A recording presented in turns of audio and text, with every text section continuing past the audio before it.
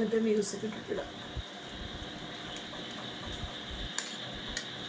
Vegetable ബിരിയാണിയും പപ്പടം. അതെന്താ item? Soybean fry. Soybean fry. ബീഫൊന്നും അല്ലേ?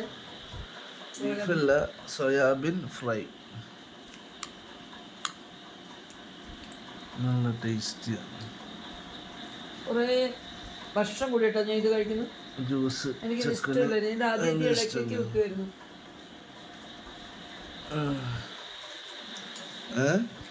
ആദ്യം ഇടയ്ക്കൊക്കെ വെക്കുമായിരുന്നു സോയാബീൻ. പിന്നെ എനിക്ക് ഇഷ്ടമല്ല. ഇഷ്ടായി? ഒരിടെ എനിക്ക് ഇഷ്ടമായിരുന്നു. പിന്നെ എനിക്ക് ഞാൻ പിന്നെ മേടിക്കില്ല.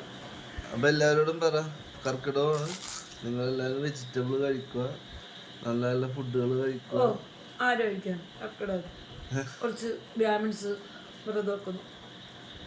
എല്ലാവരും കഴിക്കും. എല്ലാരും ചിക്കനും മീനും അല്ലേ? കർക്കിടക രക്ഷ ചെയ്യുന്നവരൊക്കെ ഉണ്ട്. ശരി. നിലക്കടല കുതിർത്ത് തിന്നുന്നുണ്ട്, നാട്ടു സൂപ്പ് കഴിക്കുന്നവരുണ്ട്, ഒക്കെ ലേഹ്യം കഴിക്കുന്നവരൊക്കെ ഉണ്ട്. അങ്ങനെ മരുന്നൊക്കെ കഴിക്കുന്ന ആളുകളുണ്ട്. അപ്പം കർക്കിടക മാസത്തിൽ ശരീരം ഇളതായിരിക്കുന്ന സമയമാണ്. അതായത് ശരീരം, ഞരമ്പ്, മാംസപേശികളെല്ലാം അയഞ്ഞിരിക്കുന്ന സമയങ്ങളാണ് കർക്കിടക മാസം.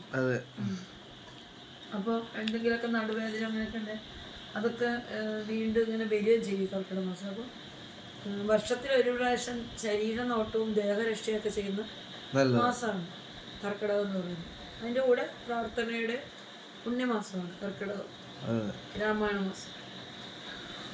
അപ്പൊ ഇത് സോയാബീൻ ഫ്രൈ ആണ് കേട്ടാ. ഇത് ബീഫല്ല, സോയാബീൻ ഫ്രൈ ചെയ്തെടുത്തിരിക്കുകയാണ്. നല്ല ടേസ്റ്റിയാണ്. അപ്പോൾ നിങ്ങളെല്ലാവരും സോയാബീൻ ഫ്രൈ ചെയ്തെടുക്കുക. നല്ലോണം സോയാബീൻ പിഴിയണം കേട്ടോ. പിഴിഞ്ഞൊക്കെ അതിൻ്റെ ആ മപ്പ് ചവയൊക്കെ കളഞ്ഞാൽ ഒരു ചവയുണ്ട് അതിന്. നല്ലോണം വെള്ളത്തിയിട്ട് പിഴിഞ്ഞ് ചൂടുവെള്ളത്തിലൊക്കെ ഇട്ട് പിഴിഞ്ഞെടുത്ത് ഇങ്ങനെ ഫ്രൈ ചെയ്താൽ നല്ലതാണ്. വെജിറ്റബിൾ ബിരിയാണിയുടെ കൂടെ കഴിക്കാൻ നല്ലതാണ്. അപ്പോൾ എല്ലാവർക്കും നല്ലൊരു കർക്കിടകം നേരുന്നു. Good night.